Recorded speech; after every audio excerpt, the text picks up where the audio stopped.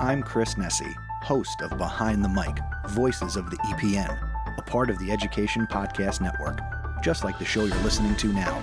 Shows on the network are individually owned, and opinions expressed may not reflect others. Find other interesting education podcasts at edupodcastnetwork.com.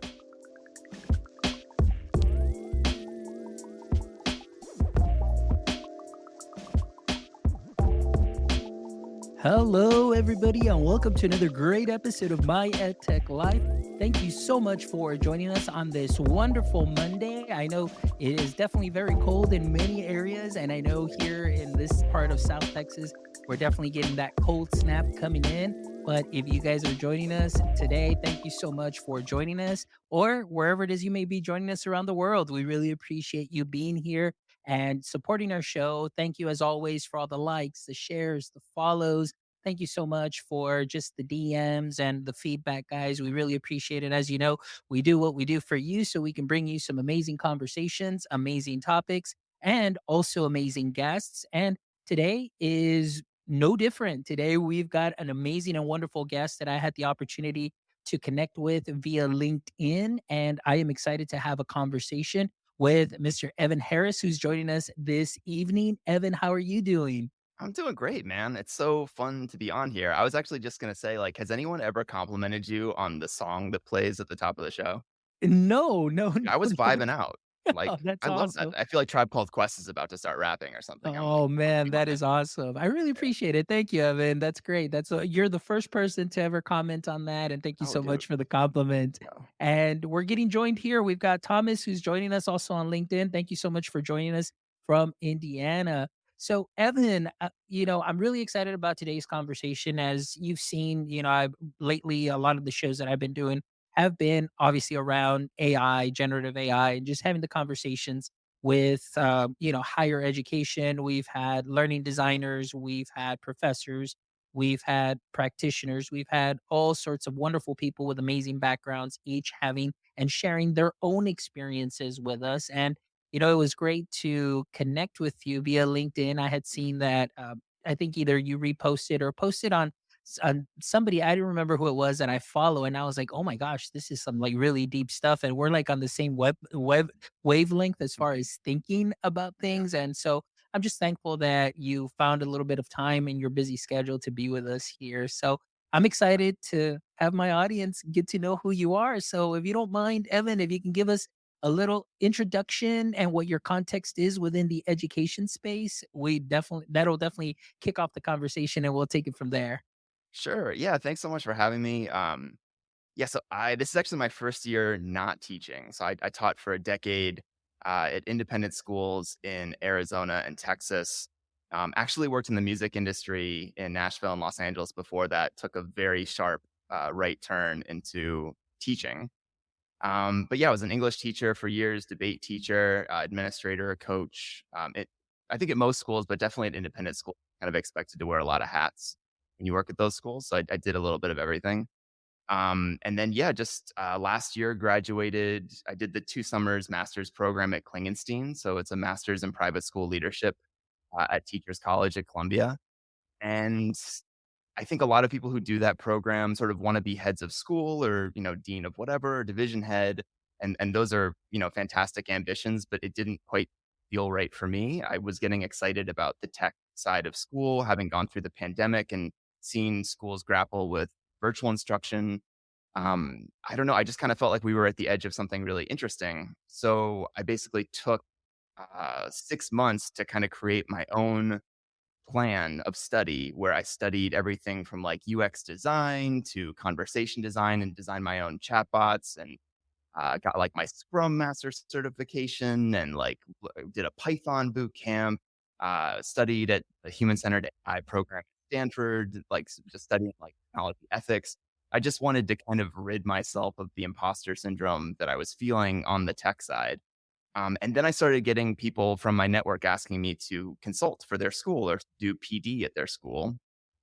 What I do now. So I'll do PD in person for a school just in and out in a day, or I'll do something over Zoom for a smaller group.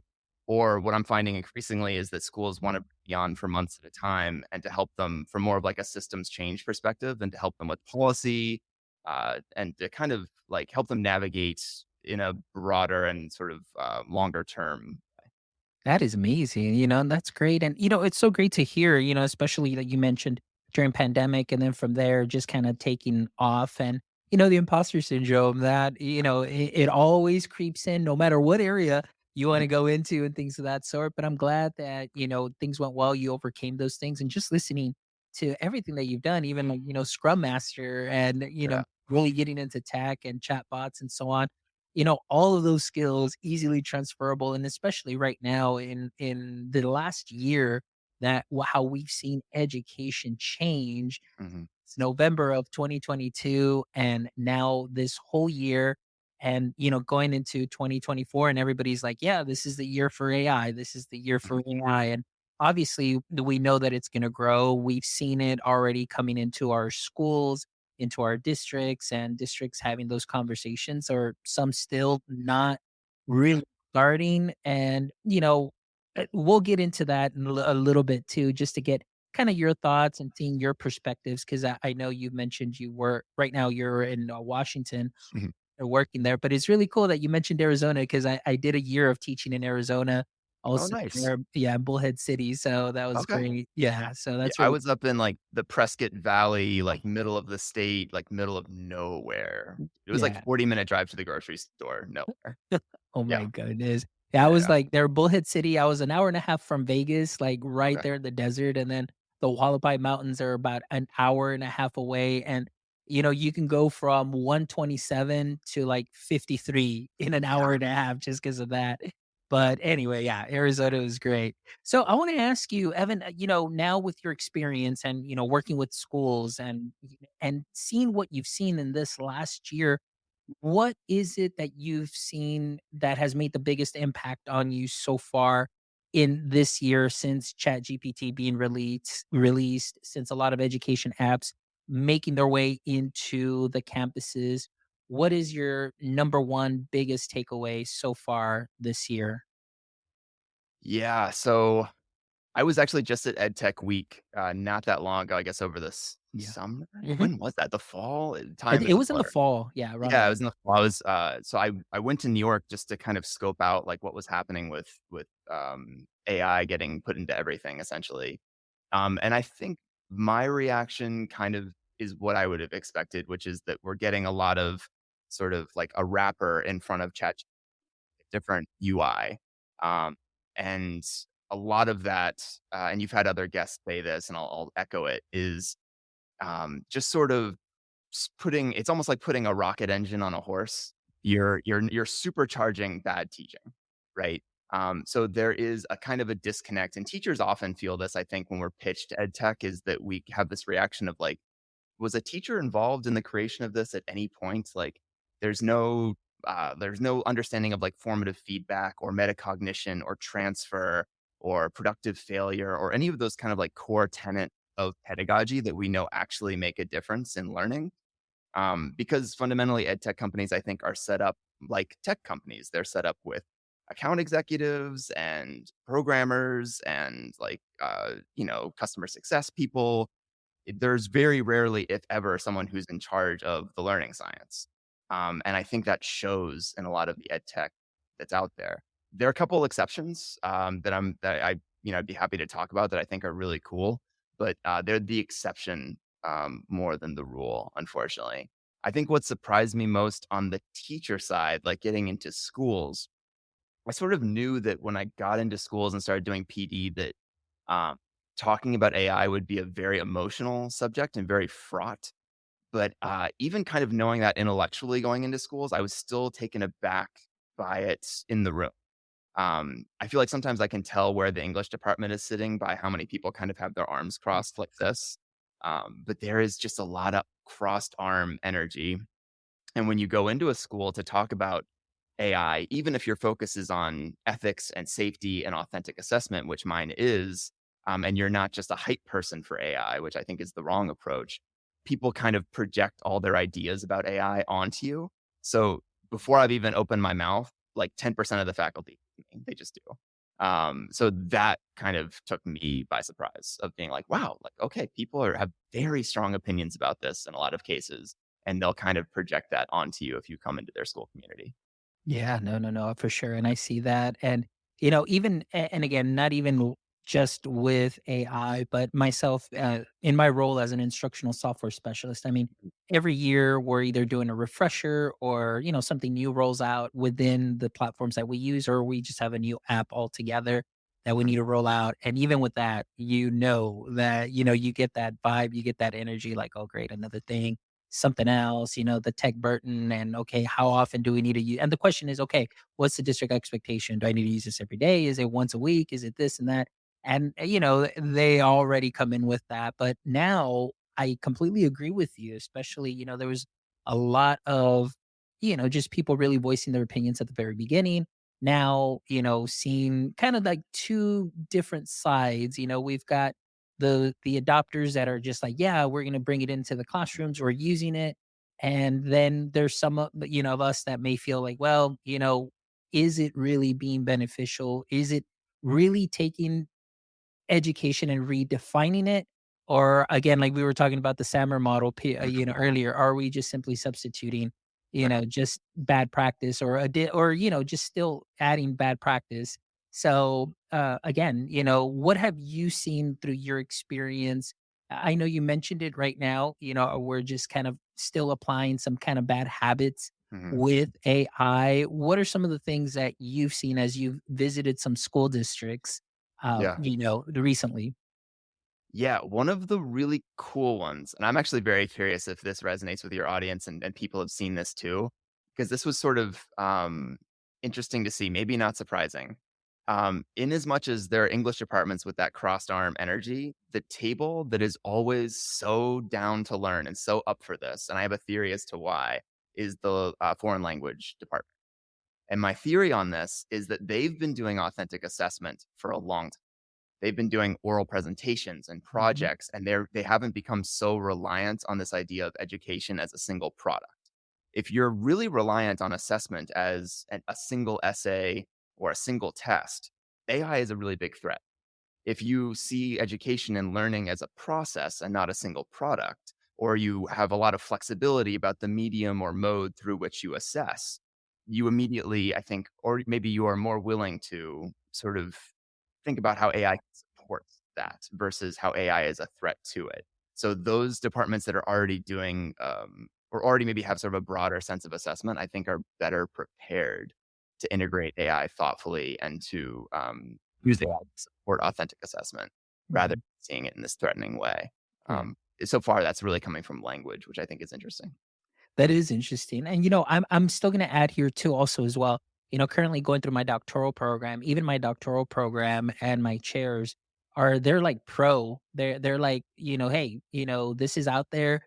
Mm, But yet they're the same ones that did my master's program. And again, really authentic assessment. I mean, it wasn't just writing papers. It yeah. was, hey, you're gonna produce a video, you're gonna produce a podcast, you're gonna do this, you're gonna do that. And so they just found this to, as a way to take it to that next level. Mhm. Yet, even within our current settings, as many platforms as there can be out there, you're absolutely right. There are many that if you are just stuck in a certain way and one certain type of assessment, we can see how AI can definitely not be, or you may not be the biggest fan of it Yeah. whatsoever. Now, for myself, some of the things that I have seen, and I'm just throwing this out there again, also to see if it resonates with anybody or even yourself as you Mhm. visited schools. But conversation this weekend, I had, a certain individual that I work with saying, "Hey, so I hear that you're pretty proficient with AI, or you can use AI, and you mentioned a platform that that you're familiar with. Is there any way that you can teach me that platform? Because what we're going to do is we want to create revising and editing exercises for second graders." And I was like, "Well, wait a minute. Okay, tell me how that's gonna work." So, yeah, we just want you to create the little paragraphs. We're gonna take those paragraphs and we're gonna edit them and we're gonna make them all wrong. And then we're gonna share them with the teachers so they can share with their second graders and then they can practice the revising and editing. And I'm thinking to myself, don't we already have worksheets for that? We already have a curriculum that does Mhm. that and so on. So kind of going back to Samar model, to me, it Mhm. just seems like, okay, we've got this wonderful technology that can really help modify or and redefine the learning, but we're kind of stuck on that, substitution where, when we went from brick and mortar and of course shut down schools to COVID. Everybody had a Chromebook and now we went from paper worksheets to digital worksheets with certain apps because you can annotate, but then you never really went in deeper to what Mm. you can actually do. So, have you seen any of that happening or what has been your experience as you visited various districts now? Yeah. Um, I mean, I shared this with you a little bit earlier today, but I'll mention it on the pod, which is that I love acronyms because I can never remember anything. This is so much information to hold in your brain and be able to communicate. So, the acronym I came up with for ways for AI to support authentic assessment was IPAD. So it was ideation, personalization, automation, and data design, which I put together. So I'll just give you like one example of AI doing something that I think is like actually maybe getting us to the R part of SAMR or like doing something that is like transformative in some way. So, if we're having students, especially high school students, doing more sort of project-based learning, entrepreneurship, authentic assessment that is kind of outward looking in the sense that it's trying to solve a real problem or address a real issue or create a real product, that requires a certain amount of data literacy or the collection of data. But for a lot of students, I think collecting qualitative and quantitative data is intimidating. And it would have been, I think, to me in high school as someone who saw myself as like a humanities person. But AI is very, very good at making quantitative data visual in bars and bar charts and graphs, and very good at finding patterns in qualitative. So if students are doing focus groups or surveys or interviews, that's a lot of language that's being input. And it can be very difficult to create personas out of that or to find patterns in it. But large language models are excellent. So I think then the question is like, okay, well, what do we do with that time savings? Like, if we can take some of the drudgery out, or find patterns better or more quickly, how can we then leverage that time savings to do like those higher order collaborative tasks that only humans can do? So I think like that's just one example of like a really good application of AI is to say, okay, this can help students with data, with what is kind of drudgery for a lot of people to then move to those like higher order tasks. So that's one I would throw out there because I think ideally, data literacy, computer science, it's not an end, it's a means to an end, right? It's not a discrete skill, it's a complementary skill. So I think the faster we can think about it in those terms and the faster we can think about AI supporting it in those terms. Excellent. No, I absolutely love that. And you kind of brought us to the next point, kind of segueing into, AI literacy. Mm, We've been hearing about it, we've been listening to it, and so on. But I mean, obviously, and I'm just speaking for myself and my experience. So, usually, from January onto May, and you've lived here in Texas, so you're a little bit familiar here in Houston. January to May, it's all about state testing season, and usually, a lot of these conversations fall on the wayside. So, although there might be, some stakeholders within districts that are listening, that are watching the show, maybe, or whatever the case is, and want to learn a little bit more about AI literacy. Can you give us a little explanation of what it is and why it's important yeah. so we can start having those conversations as to what AI literacy is and why it's important not only for teachers but for students as well? Yeah, 100%. So I do think it's important to have some really basic understanding of how these large language models work. But the reason I think that's important is that it's much easier to understand the kind of core safety and ethics challenges of using them if you have that baseline of knowledge. So, the core challenges that I think about most are media exploitation of the workers, especially the content moderators, the climate effects of using AI, hallucinations and objectivity, and probably also like copyright. Um, I think having students be aware of some of those issues, also kind of taking AI off of a pedestal and realizing that it's not always right. It is not this like sole arbiter of truth. You kind of have to critique it and model that behavior in front of your students and show them the ways in which it's powerful, but also the ways in which it's very mediocre. I think that's important. You know, I think there's some benefit too to just learning how to talk to it, right? And the kind of like the prompt engineering side. But frankly, I think that's like not the crux of it. Everyone every governmental organization that's talked about AI literacy has really put ethics and safety piece first as a prerequisite for bringing into the classroom. So that's where I start really with schools is like, okay, let's get this baseline knowledge of how these models work. And that's not to intimidate people or to like go do a deep dive into computer science because that just turns people off. But I think it's important to know that stuff so that they're more prepared to understand the safety and ethics challenges. And the last thing I'll say, and that I think takes it a step further, is schools and students shouldn't feel like passive users of AI. This is still like an industry that's in sort of a nascent form, right? So we can be active in affecting change. So I'll give you an example, like the exploitation piece, right? So like for OpenAI, and I'm not sure how familiar you are with this or your listeners, but for OpenAI, creating ChatGPT like went to a company in Kenya who hired workers, paid them $1.30 an hour to label outputs that were like racist, sexist, all these different horrible things, but also like images and textual descriptions of murder, rape, child pornography, animal abuse, like the worst things in the world you can imagine. That's what they were sifting through for hours a day. And that's an industry that happens in the global south predominantly. They get paid very little. It's almost entirely unregulated. But there are organizations like Global Voices, Partnership for AI, Not My AI, that are trying to inform people about this and that are trying to put some regulatory changes in place. So I think it's really important for students and teachers to not just kind of passively accept that these are the trade-offs we have to make if we want to use this technology, but to have the awareness that like, no, there are organizations you can get involved with. There are like things you can do. Like it doesn't end with just being aware of the safety and ethics challenges. You can also like do something. Yeah. And one of the things that you mentioned there too is just that collaboration. I think that we have such a great opportunity that with this new technology to everybody play an important role.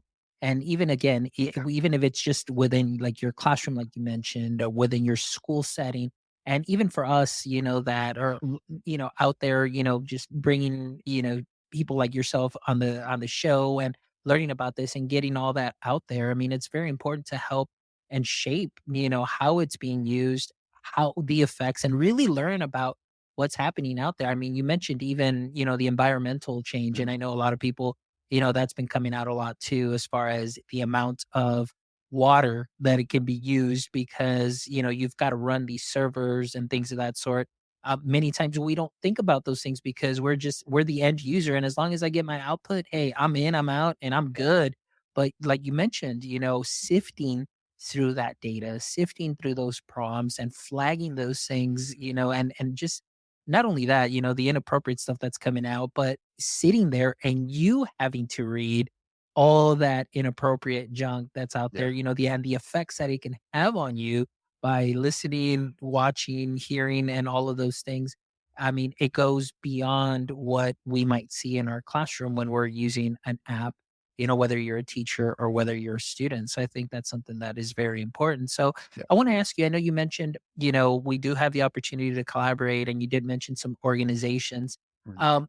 Are there any resources that while you go out and train, a lot of districts and school leaders, Mhm. anything that you might recommend just for our listeners that are teachers or educators and are just curious and want to just, learn a little bit more so they're prepared when this comes on full on, within their class settings or whether they're with their districts? Yeah, 100%. So, I mean, obviously AI for education, Amanda Bickerstaff, she's great. I would say that one of them that's really interesting is the National Association for Media Literacy Education. It's like NAMLE. Um, so I do a podcast with Aaron Shorn, and it's called Unruler, and we're having Michelle Lipkin, who's the executive director of that organization, on I think later this week. And that's a really interesting one because schools for the last 10 years or so have been interested in teaching media literacy because we've kind of sensed that it's an important skill for students to have. They have to tell the difference between a real story and a fake one. They have to be able to do fact checking. They've got to understand some of the psychological principles behind things like information bias and team psychology and all the stuff that affects us as consumers and creators of content. But AI is just making all this so much more necessary. because the line between what's real and what's not is getting blurrier. So I think part of what is scaring people about AI is, kind of like the deep fakes and, the implications, frankly, for our democracy and for our political discourse. So that's an organization that has fantastic resources. And there's good news and bad news. The bad news is that this stuff is coming. It's kind of already here, like the voice clones and the scam artists. It's already coming. And it's gonna get, like I said, blurrier and blurrier. The good news, I think, though, is that like the human brain is the same this year as it was 3 years ago, right? So all of the research we have about the psychology of this stuff, right, is still applicable. And there have been people who've been doing good work on media literacy now for years. So I think it just frankly, like gas has been poured on the fire, but we still have a lot of resources to fight that fire. Oh, good. That's excellent. And thank you so much for sharing that. And definitely, AI for Education, Amanda Bickerstaff is Yeah. amazing. She's been a guest on the show and she is definitely a wealth of knowledge and doing some amazing things. So for sure. And thank you so much for sharing also. What was it? It was can you repeat that one more The time? It was National National Association Association for Media Literacy Literacy. Education. I'm 99% sure I've got that right. It's definitely NAML. Perfect. Excellent. So that's a way for all our audience members that are listening, they can go ahead and make sure and check that out. So now kind of bringing it back down a little bit. I know we kind of segued from the order of the questions, but it's okay. Don't worry about it. That's the beautiful part about being a live show. But coming back to your experience, and like you mentioned, working with schools and district leaders, and, I want to ask you, what are some of the challenges that you see that schools may face or are facing in implementing AI education? And Yeah. what are some ways or discussions that you've had on how to address some of these challenges? Yeah. So I think that this is fundamentally not a tech issue. There are tech components of it, but the really hard stuff is the human piece. It's systems change, right? This is fundamentally like an organizational development and systems change issue, which is part of what I studied at Teachers College. And I'm kind of a nerd about it. So it's uh, sort of in my wheelhouse to think about it in those terms. I would say that a couple things that I tell school leaders and heads of school that might be interesting to your audience. So the first one is that there is, I think, a misconception that people fear change, but people don't really fear change exactly. I mean, we just had New Year's. People make New Year's resolutions, right? People embrace change when they want to. So what I think is happening is really that people are fearing the loss that can sometimes accompany change. And for teachers, that could be a fear of losing your sense of confidence, your sense of stability, your sense of autonomy. That's what all the fears around AI are really wrapped up with. It's not just, oh, we're all scared of change. Like, no, we've been through a lot of change. There's change fatigue. It's a fear of loss, right?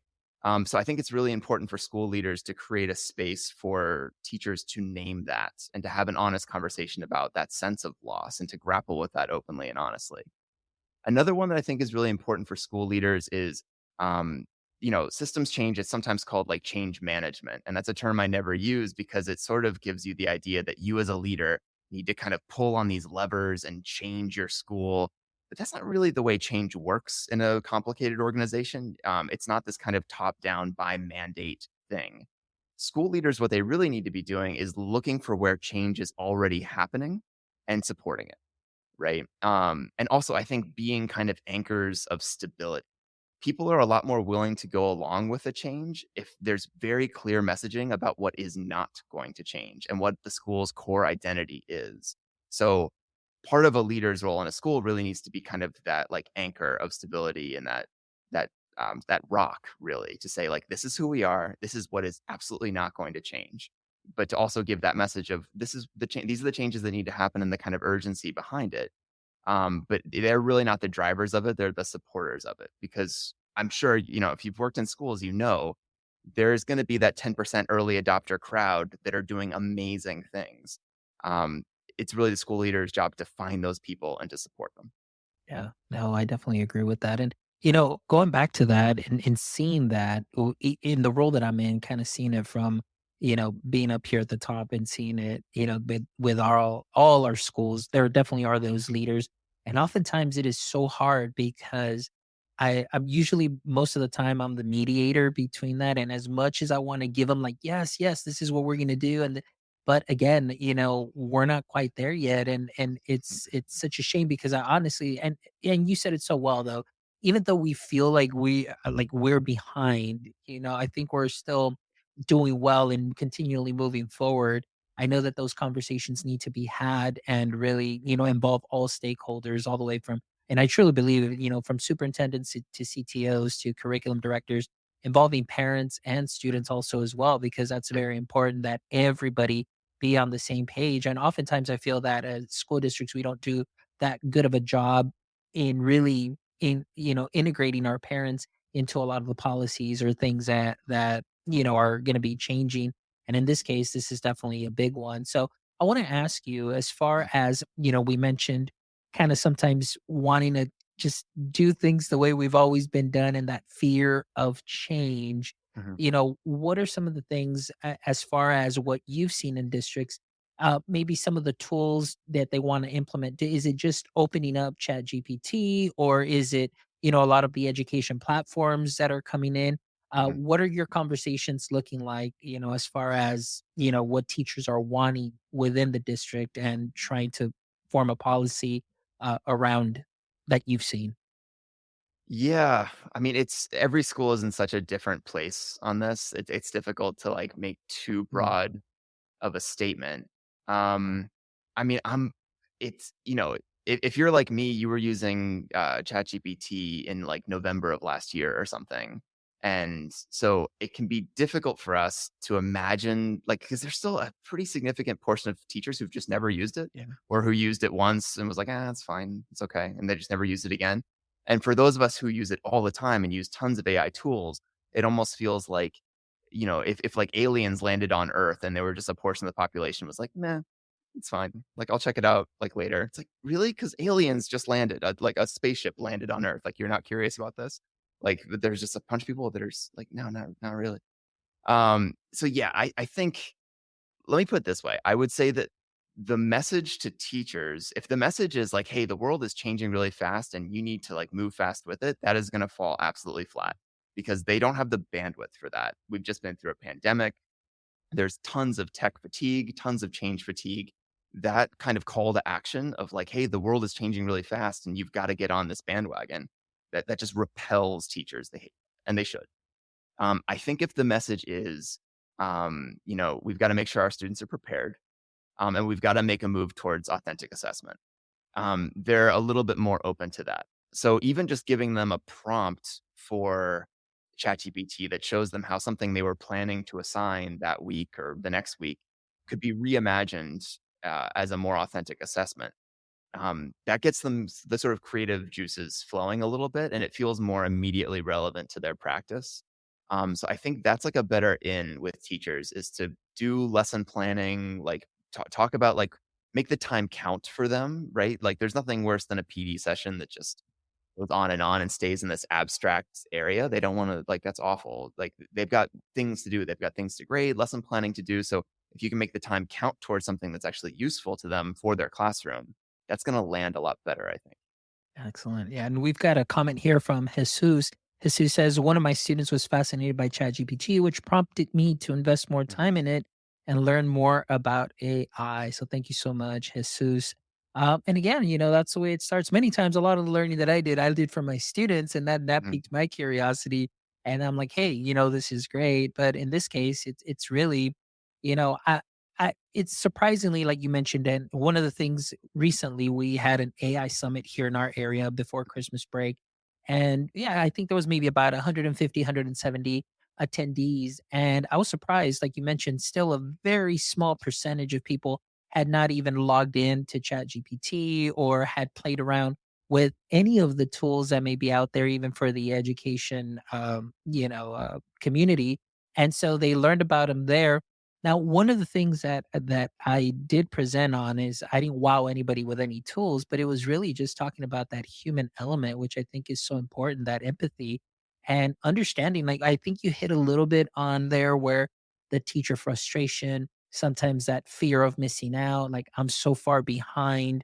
And one of the things to me that I've been sharing a lot of presentations on is really just kind of I call it kiss your AI, which is keep it simple and streamlined, but it's really to help those educators that are just overwhelmed.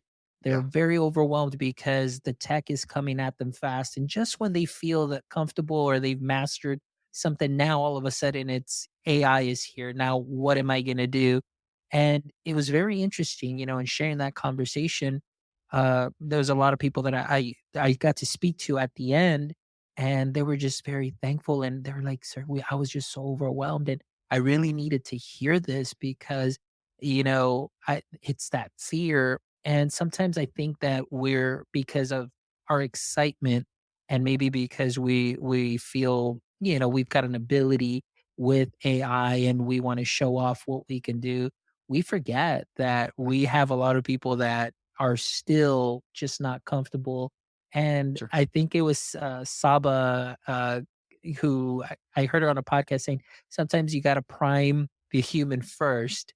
And that's so important. So now, when you go and do your trainings and so on, how do you warm up your educators to kind of just that may have that fear and are not comfortable, and maybe nobody's really giving them that space to just voice and say, "Hey, like I want to try it. I'm just scared." Mhm. What has been your experience with that, and how do you help them overcome that fear? Yeah, so this is actually it's a really good question, and it's, something I've thought about explicitly. So, I actually sort of drew upon my classroom experience, thinking about the teachers in the room kind of like their students. So, they've done I don't know if you're familiar with, like, the funds of knowledge approach to countering stereotype threat, Yeah. but they've found that basically even just getting kids to think about the assets that they have and that they carry with them into the space, if that's, like, their experiences, their values, just they're the things that they're good at. If they just have some time to journal about like those assets that they carry with them that make them strong and capable, it has a direct result on test scores. Their test scores literally, the kids who do that, their test scores go up. So I think it's important for teachers to also spend some time to just like journal about their capacity, because we have some very pernicious ideas in our culture about what teachers are capable of and what they're not capable of. And I saw this firsthand studying at Teachers College and then studying tech at Stanford. And like, you know, studying at Stanford, I had people on either side of me like, oh, you work at Amazon or oh, you work at Meta. And I was intimidated by that. These people have these big salaries, these fancy jobs. I'm an educator. I cannot tell you how many times at Stanford we'd be talking about something or working on something where I'd think to myself, if I were in a room full of teachers right now, we could have solved this in 5 minutes. Like, oh my gosh, give me my teachers back. We are autodidacts, right? No, like the skill of the future is the ability to reskill. It's the learning. No one is better at learning than teachers. We're really good at it, right? How many times are we just a week ahead of our kids scrambling to learn all the material so that we can teach it? We're so good at learning. Like we have the keys to the kingdom, which is the ability to teach ourselves things. So I think just reminding teachers of that, we like I said, we've got this culture that has some really awful messaging to teachers of like, oh, those who can't do teach, we don't pay them, we don't appreciate them. It's gross, right? But and it's so divorced from the reality of what this group is capable of. So I think even just reminding them of who they are is super important, and it builds up that capacity. Oh, I love it. I love it. And, interestingly, like you said, I absolutely agree with you. Just the ability to reskill, the ability to improvise, adapt, and overcome. Like every educator that's been in the classroom has done that many times over. And so, interestingly that you mentioned that because I think that that perception of maybe seeing somebody like you and seeing you on LinkedIn and just the great content that you post. I mean, obviously you have a great background, you've reskilled, you've taken your skills that you learned and transferred them over into this space, and bringing some of that knowledge that you learned. I At that conference I met with a conference attendee, and she's also a keynote speaker and everything. And, I got to talk to her. I was like, we were driving to lunch and I said, "Hey, the work that you're doing, like, this is amazing, and sharing your experience." And I'll never forget this. She said, "Fonz," it's like, "What are you talking about?" I was like, what you're doing is you're doing some great stuff through the podcast." I was like, "Yeah, I know, but you're going out there and doing that, Mhm, here and there." And she's like, "Fonz, to be honest with you," she's like, "I'm probably only 10 to 15 days ahead of mhm. everybody." there really isn't an expert out there. It's Yeah. just the fact that we're taking the time to learn, to try and stay ahead, to help those that are, slightly behind, or to work with those teachers that really need that additional help. But she's like, Fonz, like, I'm only 10 to 15 days ahead, and Yep. that's it. And that really blew my mind. I was like, that's I appreciated her honesty, number one, and then just saying like, okay, we're on the right track. Let's keep it going. Let's keep it moving. So I thought that that was very interesting. That kind of went in line with a little bit about what you said there. So I appreciate Yeah, that. 100%. Is it pronounced Seth Godin or Seth Godin? I can never remember. He's the I always say Godin. Godin, I think it's Yeah. Godin. I was just listening to some speech he gave, and he was talking about how, I don't know if this is literally true, but I like to believe that it's true.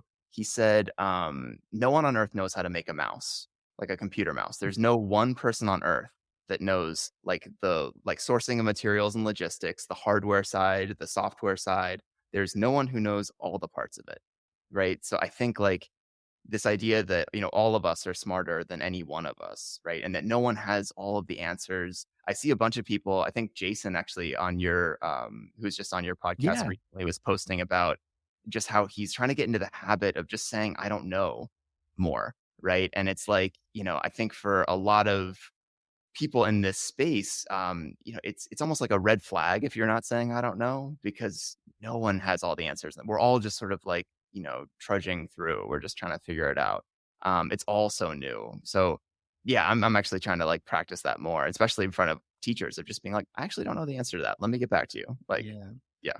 No, and you're absolutely right, and when I saw Jason's post on that too, I was like, Mhm. "Yeah, this is amazing," and it's so true because oftentimes it's like it's you wanna have an answer for everything, but him just saying like, "Hey, it's okay, I don't know," and people just saying, "Okay, cool, like, I'm not the only one that feels like they don't know, there's somebody else also that doesn't know, but hey, we can just not know this together, but continue moving forward and share what we learn," and I think that's so important within this space because oftentimes it's like we see those finished products, we see those wonderful people that are posting how they're using this app and how they're using that app and so on. And I feel like many times that imposter syndrome kicks in for a lot of teachers. And then it kind of instead of encouraging them, they kind of feel, well, like, no, I can never do that, or, I'm missing out on so much.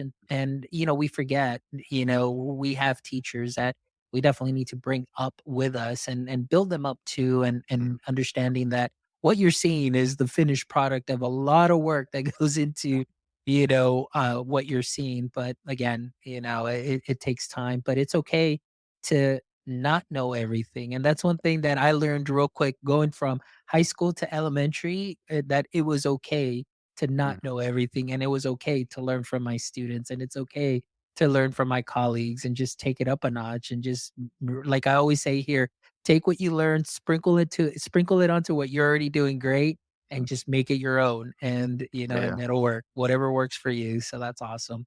You, We've oh, just real quick, I Mhm, just wanted to tell you because you might find this kind of funny. So, my dad was a diplomat, like a US diplomat, mhm. and there's actually a test on the foreign service exam when they do interviews for new diplomats where the correct answer is, "I don't know."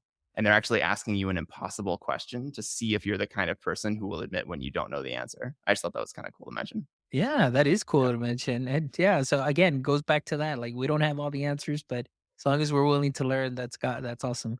Well, I mean, Evan, it's been a wonderful conversation. Thank you so much. I know we could probably keep going on and on and on, and maybe, we can definitely do a part 2, maybe in a couple of months and so on, but again, just thank you so much for being here, and I wanna thank all our audience members. I know we've had Jesus who joined us, Thomas who joined us, we had Mensa who joined us, we had Shira who joined us, and all of those that are listening on Instagram and LinkedIn and YouTube and Facebook and Twitter.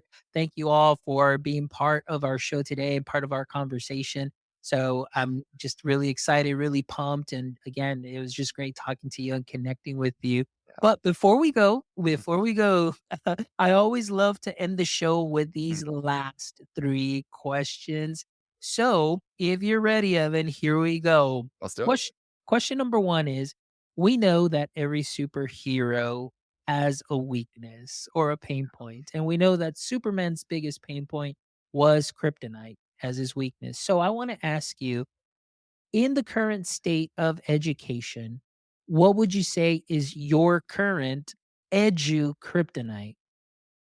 Yeah, so I've sort of actually discovered this recently, getting up in front of crowds and doing professional development, running professional development. There's something different about teaching teachers versus teaching students because I never felt this teaching students, but teaching teachers, I feel it kind of acutely, which is just like a kind of a sensitivity about like, oh, what do they think of me? Like, do they like me? Like that kind of people pleasing thing. And especially like I was saying at the top about how they project their ideas about AI onto you. I'm so sensitive to that that like if there are people in the room that I can sense kind of have this antipathy, it's hard for me not to take that personally, even though I know they don't know me and like it's not personal at all. It's just they're feeling uneasy and they're projecting that. Um, but I've tried to think more openly about that and realize that like it's not my fault. And in some ways, actually, if they're feeling kind of negative and they're giving voice to that, that's healthy. Like I want them doing that and having those conversations out loud. So I'm trying to reframe the way I'm thinking of that. But that is definitely my kryptonite. Is just kind of like, oh, I want everyone in the room to like me, and it's like, oh, it's not going to happen, dude. You're kind of you're talking about a sensitive subject here. Yeah. No, wait, you know what? That makes two of us. And that's always been my thing. But that's the way it goes. Yeah. But thank you so much for sharing that. All right, here we go. Question number two is, if you could have a billboard with anything on it, what would it be and why? I would do just rethink assessment, because I think that's one of my main messages to schools. Like we spend a lot of time talking about ethics and safety for AI. Like I said, I think that needs to come first and be a prerequisite for bringing the technology in. But my kind of the thing that I'm sort of evangelizing out there, the thing I think is so important is that we just have to rethink assessment. And those schools that have already started this work are finding themselves much better positioned to deal with AI. Because the problem is, like, a lot of schools are thinking about AI in the context of academic integrity and cheating, but students are less likely to want to cheat if they find their work meaningful, right? If they see themselves in the work, if they're solving a real problem, they're addressing a real issue, they're actually curious about what they're learning, that requires them to have some degree of autonomy. It requires us to think about learning as a process and not a single product. It requires good pedagogy and good teaching. We've got to make that move. It's just so, so important. And also, the second piece of that is AI is less able to replicate process. If learning is just a product, AI can replicate products. It can spit out a 5-paragraph essay like that. What it can't do is like the formative work, the metacognitive work, the collaborative work. That's where the learning is happening anyway. So we've got to rethink assessment. Love it. Thank you so much. All right. And the last question, Evan, is there a hobby or favorite activity that you have that you wish you can turn into a full-time profession? And if Yeah. so, which is it? Yeah. So during the pandemic, I built a little music studio. Because it was just I needed an indoor hobby all of a sudden. And like I said, I used to work in music, so I just bought like analog synths and just like nerded out making R&B, which is just what I love. I love R&B. So I would just make beats. I it's if for anyone who makes music or produces music, it's almost like video games. It's just this huge time suck. Like you'll look up and it's noon, and then you'll look up again and it's 5 o'clock, and you thought 2 minutes went by. It's just such a good hobby, and I love making music, so that's probably what I'd do. Oh, I love that. And you know what? Now that makes sense how why you gave me a compliment on that beat. Yeah, Because it's actually very I created that beat using an app and I just sat there and I just said, I want something original for the show. mhm, And I can't remember the name of the app. It'll come to mind and maybe I'll share it with you on LinkedIn. But I yeah, just sat there and I just like, hey, let's just make some beats. And that's what I landed on. But yeah, that is so cool because I can totally nerd out on that too. I mean, I play saxophone, drums, guitar, bass, and a little bit of keyboard. So nice. I could totally see us nerding out and having some great conversations about Let's music. collab. That'll be great. Well, Evan, thank you so much. I really appreciate just really you sharing your experience, sharing your thoughts, and it really is wonderful. I'm definitely leaving here with my bucket filled and definitely with a lot to think about as the great things that you shared. And for all our audience members too, I know that this was something that was very useful for them, and just to be able to hear different perspectives, as like you mentioned, Jason has been on the show, Saba, we've had all sorts of, educators, practitioners being here, and it's always great to see things from different perspectives. So thank you so much. And thank you so much for the work that you're doing also with school districts and really bringing some more AI knowledge uh, all around, to our teachers, educators, policymakers, stakeholders, and so on, and making that difference. So keep doing what you're doing, my friend. Man, you too. I'm a big fan of the podcast. Like, this is so well curated. Like, you're such a great host. I really appreciate you having me on. Well, thank you. Thank you so much. And for all our audience members, all of you that joined us, thank you so much for all your questions, your comments, and everything. And for all you guys that'll be checking this out on the replay, please make sure you visit our website at myedtech.life, myedtech.life, where you can check out this amazing episode and the other 262 episodes, where I promise you, you will find something specifically for you that you can take some knowledge nuggets from, sprinkle it onto what you are already doing great. So please make sure you visit our website. Also, if you haven't done so yet, please jump over to our YouTube channel. Please give us a thumbs up and subscribe. This year, we're trying to make it to 1,000 subscribers. So we would greatly appreciate you jumping over to our YouTube and giving us that, or hitting that subscribe button and giving us a thumbs up. And if you don't already yet follow us on all socials, please follow us on all socials at My EdTech Life. We're talking about Twitter, LinkedIn, Threads, Facebook, TikTok, and so on. Please make sure you follow us. We'd greatly appreciate it. And if you have any feedback or any suggestions for guests, feel free to reach out. My DMs are always open, and I'm always looking for amazing guests or amazing suggestions, and also some amazing feedback from y'all. So thank you all. Really appreciate it. And my friends, don't forget, until next time, stay techie.